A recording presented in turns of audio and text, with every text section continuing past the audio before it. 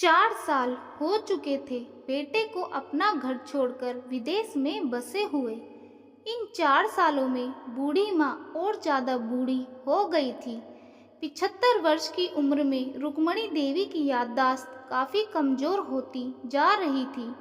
उन्हें रोज़मर्रा की चीज़ें भी याद नहीं रहती थी अब, लेकिन जो उन्हें हमेशा याद रहता था वह था उनका बेटा।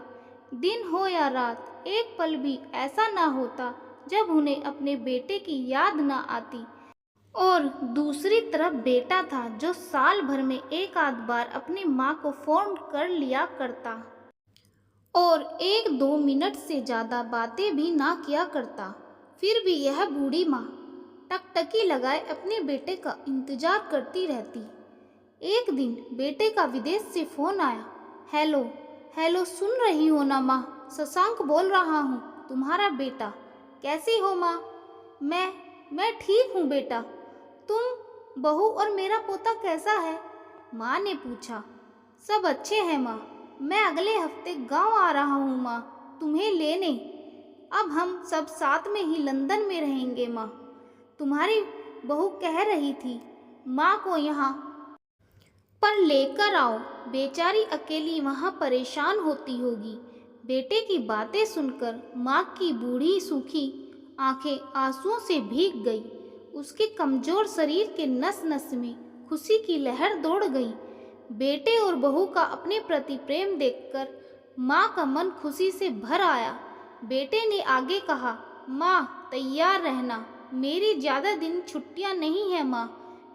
जिससे जितने पैसे लेने हैं लेकर रखना।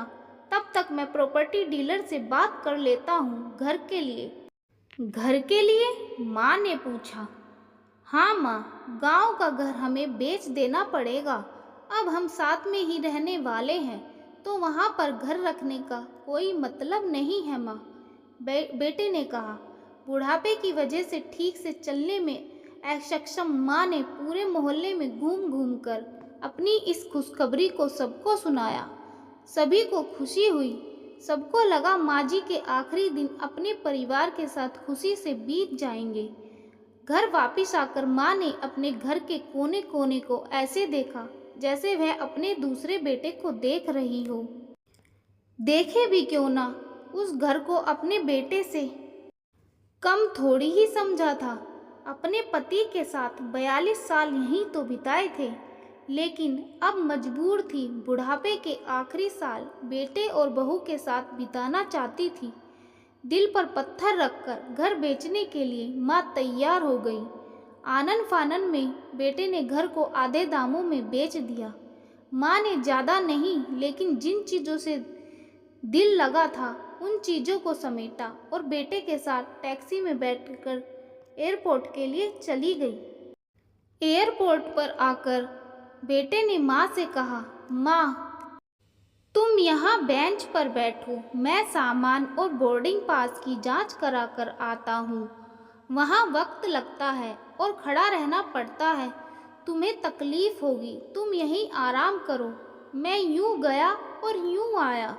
माँ बेंच पर बैठ गई और बेटा अंदर चला गया। काफ़ी समय हो गया, बेटा वापस नहीं लौटा। माँ सोचने लगी, ज़्यादा भीड़ होगी इसलिए देर लग रही होगी।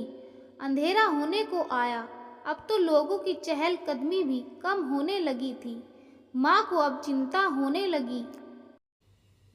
एक कर्मचारी ने आकर पूछा, किससे मिलना है माँ जी आपको? यहाँ पर क्यों बैठी हो? डरती हुई आवाज़ में रुक्मणी देवी बोली, मेरा बेटा सामान की जांच कराने गया है, लंदन जा रहे हैं हम। क्या नाम है माँ जी आपके बेटे का? कर्मचारी ने पूछा। शशांक नाम है मेरे बेटे का, रुक्मणी देवी ने बताया। कर्मचारी अंदर गया और थोड़ी देर बाद बाहर लौटा। उसने रुक्मणी देवी से कहा, माँ जी लंदन जाने वाली फ़्लाइट तो दोपहर में ही जा चुकी है। अब आपके यहाँ बैठने का कोई मतलब नहीं है, आप भी अपने घर चली जाइए। क्या जा चुकी है और मैं घर जाऊँ? घर? माँ की आंखों से आंसुओं के सैलाब उठने लगे। जैसे तैसे माँ घर पहुँची, जो अब उसका था ही नहीं। बिक चुका था। वो वहीं बरामदे में तुलसी के पास सो गई। घर के नए मालिक को रुक्मणी पर दया आई तो एक कमरा किराए पर उसको दे दिया। पेंशन के पैसों से खाना और किराए का बंदोबस्त हो जाता था। दिन बीतने लगे। कुछ दिनों बाद घर के नए मालिक ने रुक्मणी देवी से कहा, माँ जी, आप अपने रिश्तेदारों के यहाँ पर जाकर क्यों नहीं रहती हैं? इस उम्र में आपके लिए वही अच्छा होगा। अच्छा तो होगा, लेकिन अगर मेरा बेटा वापस आया तो उसका ख्याल कौन रखेगा? मेरा बेटा बहुत भोला है, उसे अपना ख्याल रखना बिल्कुल नहीं आता। मैं कहीं नहीं जाऊंगी, क्या पता कब उसे मेरी ज़रूरत पड़ जाए, रुक्मणी देवी ने कहा। दोस्तों, सच बता रही हूँ। माँ की ऐसी बातें सुनकर मेरी आंखों में आंसू आ गए। किसी ने सच ही कहा है, पूत कपूत हो सकता है, पर माता कुमाता नहीं हो सकती। तो दोस्तों, आप सभी से हाथ जोड़कर विनती करती हूँ, अपने माता पिता की जितनी हो सके सेवा करना, उनके साथ कभी बुरा बर्ताव मत करना और ऐसे कहीं रास्ते में कभी मत छोड़ना। तो दोस्तों, आज की कहानी आप लोगों को कैसी लगी कमेंट में लिखकर ज़रूर बताना, और कहानी पसंद आई हो तो चैनल को सब्सक्राइब ज़रूर कर लेना। लाइक और शेयर करना मत भूलना। दोस्तों, धन्यवाद।